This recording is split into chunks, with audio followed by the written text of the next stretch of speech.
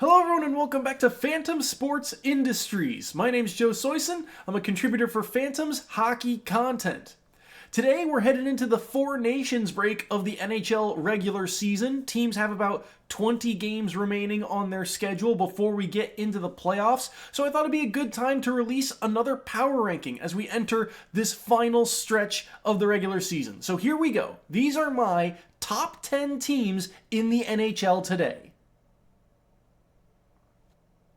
Starting off at number 10, the Los Angeles Kings. Look, the Pacific Division is very top-heavy this year, but I gotta give credit to a team that is consistently top 3 in this division. Los Angeles has gone most of this year without Drew Doughty, yet they are still an elite defense. 5th in goals against average, 5th in penalty kill percentage. And they have the least shots against in the league. They're also an underrated team at home this year, 16-3-1 when hosting. That's the fewest home ice losses in the league. Now, admittedly, their offense is struggling, 20th in goals per game average and 29th in total shots. That's a big concern for them. However, their top forwards are still putting up decent numbers. They've got 6 forwards with at least double-digit goals this year, 2 of which are over 20 goals. And of the team's top 17 point scorers, only one of them has a negative plus-minus. I think this team is sneaky good. They're just still trying to figure out a way to get out of their own division. I'll take the Kings at number 10. At number 9, the Toronto Maple Leafs. The Atlantic is a weird division this year, but I still think there's a good chance Toronto could win it. Their strength is their forwards. They've got 6 forwards with at least 16 goals this year, and 4 of them have over 20 goals. So their top 2 lines are putting in work. They're also great at home. 19 wins this season. That bodes well for their postseason chances. But here's where things get interesting. Toronto is 11-5-1 against the Atlantic Division so far. And there's some notable wins in there too. 3-0 against Tampa Bay, 2-0-1 against Boston. These are teams they could play in the first round this year. But the concern is Ottawa and Florida. They're a combined 0-3 against the other top teams in the Atlantic.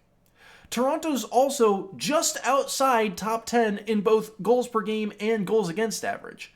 But that hasn't stopped them from accumulating the 6th most regulation wins this year. So they're high on tiebreaker statistics. I think Toronto has all the tools they need to win the Atlantic this year, but I do think there is a lot of pressure on them to earn that number 1 seed. At number 8, the New Jersey Devils. A very likable team that I think has a very high ceiling. They're 13th in goals per game average, which usually qualifies you as a playoff team. They're 4th in goals against average, which also is the mark of a good playoff team. And they're 4th in both power play and penalty kill percentage, so they're situationally great. They've got a good scoring defenseman in Dougie Hamilton. 8 goals this year is tied for the 12th most at the position. And how about being able to overcome injury? Goaltender Jacob Markstrom was hurt in late January, and Jake Allen's putting up some of his best numbers in years, along with Nico Daws, who looks good through 2 games. I will say, I'd like to see more from their offense overall, but they've got the 5th most shots for in the league. So the Devils just need to bury the chances they're creating. That's why I've got New Jersey at number 8. At number 7, the Edmonton Oilers. Statistically, they are great this season, but a lot of it is on this top line. Draisaitl leads the league in both goals and total points. McDavid is not far behind him at 4th in total points. They've got the 4th best goals per game average in the league, and they are number 1 in total shots for. Now, I do have to give credit to their defensemen this year. They're 30th in total shots against and 7th in goals against average. Bouchard's having another great year, currently 6th in total points for defensemen. Then you have Ekholm and Nurse, who are 6th and 7th in total point scorers on this team. but McDavid and Draisaitl are 4th and 6th in time on ice average among forwards this season. And there is a massive scoring drop-off between forward number 4 and forward number 5 on this lineup. And that's just on line number 2. I just worry about how sustainable this system is, especially come postseason time when the games get tighter and more physical. That's why I've got Edmonton at number 7. At number 6, I've got the Florida Panthers. Do not count out the defending Stanley Cup champions. One of the marks of a good team is their ability to adjust, to pivot, to change their system.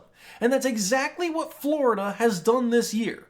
They are no longer the stalwart team that you saw last season. They're 15th in goals against average and 19th in total shots against. So they had to change, and now they are a top-tier offense. 6th in goals per game average, 2nd most total shots, and 8th in power play percentage. They've got 8 forwards with at least 12 goals this year. And Sam Reinhart is tied for the 3rd most goals this season. And here's something else. Remember how their defense was gutted this offseason, losing Montour, Mahura, Ekman-Larsson? Well, they don't have a single defenseman on the roster with a negative plus-minus this year. That is incredible for this team. But if I'm going to talk about plus-minuses, I have to share my concerns. And that is the plus-minus of some of these top forwards. I had the same dilemma with Tampa Bay last year. 3 of Florida's top 6 point scorers are negative in plus-minus. And by a lot as well. 2 of them have a double-digit negative plus-minus. Right now, the Panthers are my big wild card team. I could see this team playing in the Eastern Conference Finals, but I could also see them losing in the first round of the playoffs. It depends a lot on who they play, but they are the team that I could see kind of fluctuating in the playoff bracket. Now we're on to the top 5, and at number 5, I've got the Dallas Stars. Once again, similar to other seasons, this defense looks ironclad, and their offense brings in balance.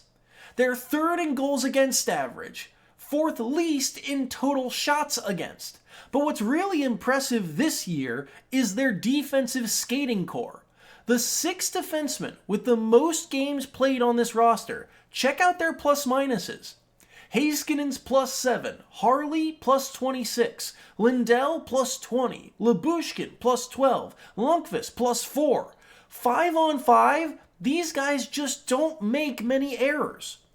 And on offense, they've got 8 forwards with at least 10 goals this year. They're 10th overall in goals per game average. The only area they need to improve upon this year is power play percentage. They're 22nd in the league right now, and that's an important tool to have come postseason time.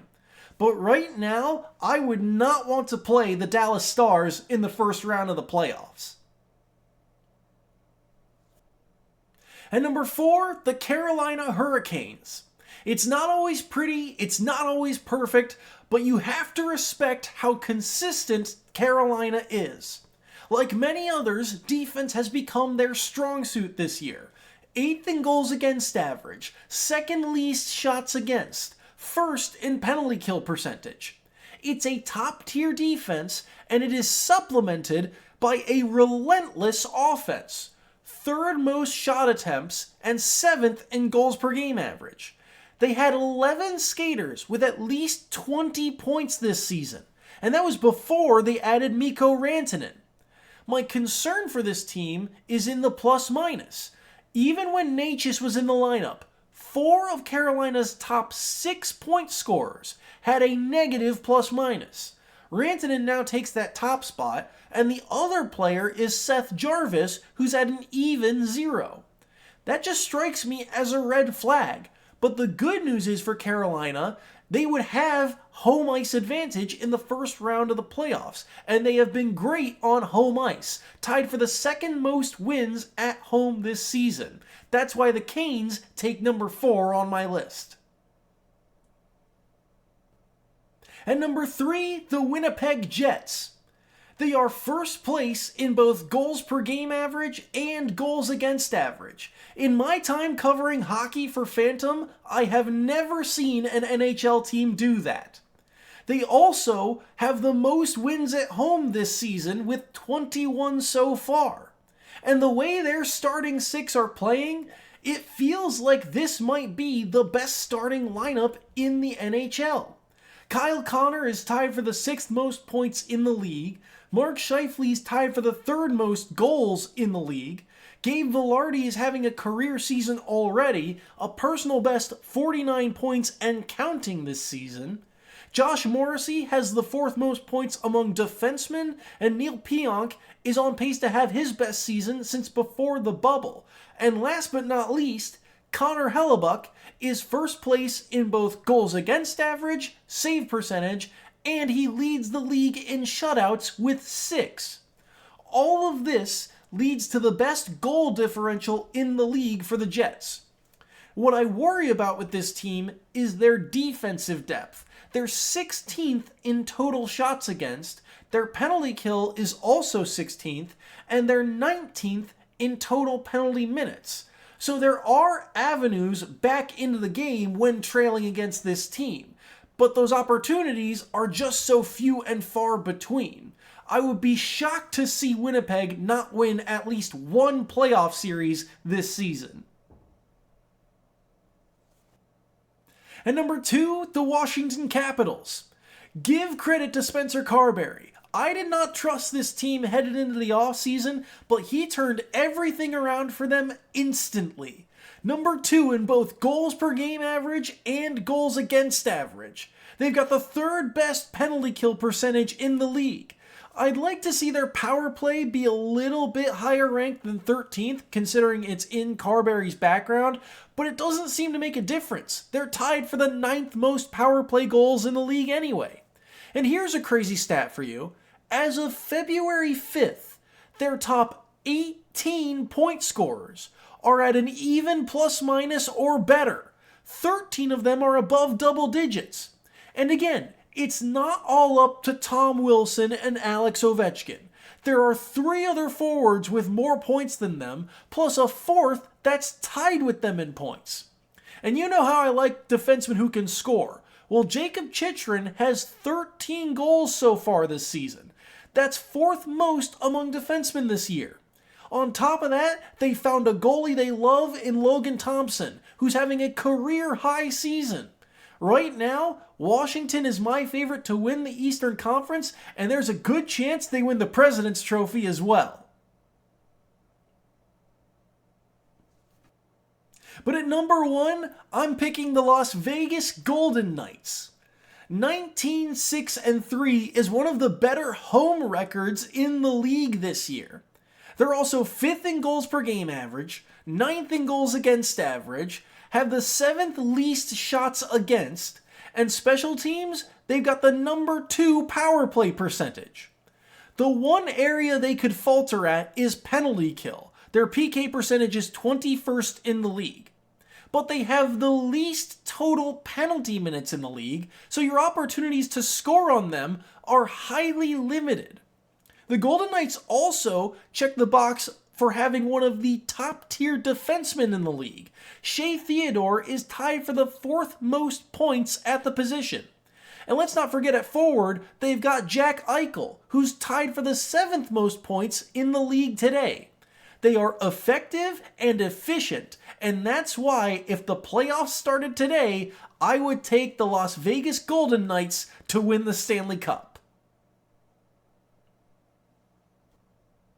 So these are my top 10 teams in the NHL. Honorable mentions go to Tampa Bay. They've got some injuries. They're not always consistent, but they win big and lose close. Be careful seeing them in the postseason. And Colorado as well. They're catching up to a banged-up Minnesota roster. They finally found consistency in net, and the last time they had that, they won the Stanley Cup. But that's going to be it for me today. Thank you all so much for watching. If you like our content, be sure to scroll down below and click the like button on this very video. Also, be sure to click the subscribe button while you're down there to get notified of future uploads to this very channel. Also, be sure to check out our official website. That's phantomsportsindustries.com. Once again, my name is Joe Soisson, and from the rest of Fantom Sports Industries, we hope to see more of you next time.